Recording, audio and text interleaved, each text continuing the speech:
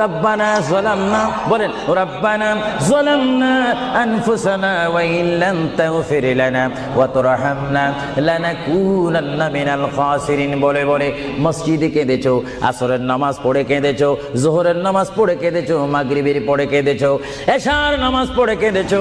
এ বান্দা, নামাজের মুসল্লা যখন বসে যাও, আমি আল্লাহকে তোমরা বারবার বলো, আল্লাহ গো আমার গুনাহ মাফ করে দাও। তারপরও আমি তোমাদের এই গুনাহ মাফ করে নেই।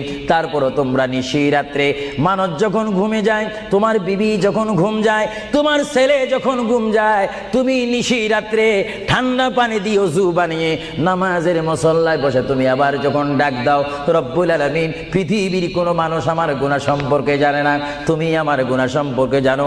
আমি এমন গুনাহ করেছি আমার বিবি জানে না, বিবি গুনাহ করেছে আমি জানি না।